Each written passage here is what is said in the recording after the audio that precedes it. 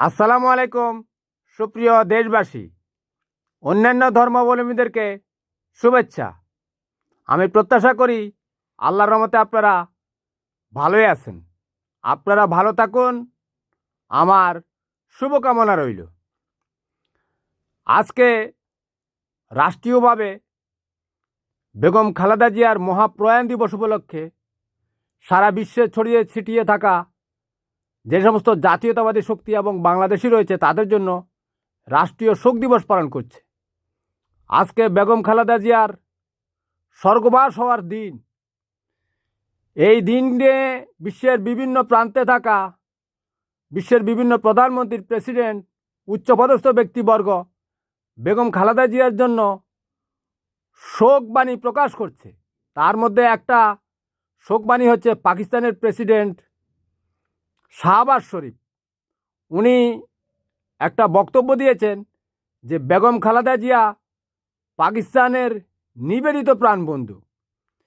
এই কমেন্টটা দিয়ে ডিবিসি নিউজ 16 ঘন্টা আগে একটা নিউজ করেছে।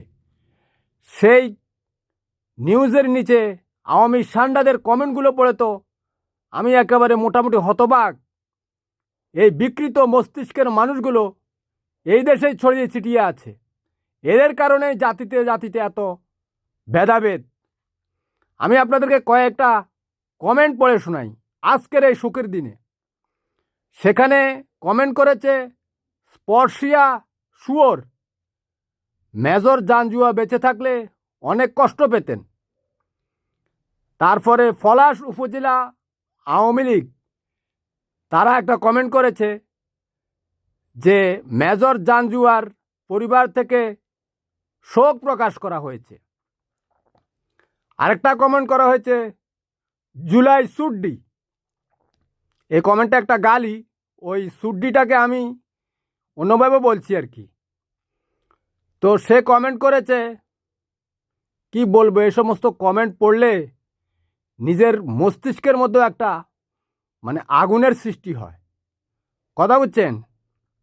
ওই যে জানজুয়াকে নিয়ে বেগম খালেদা জিয়ার সাথে বিভিন্ন রকম কুরুচিপূর্ণ কমেন্ট করতেছে। এরা আসলে এতটুকু বিকৃত মস্তিষ্ক।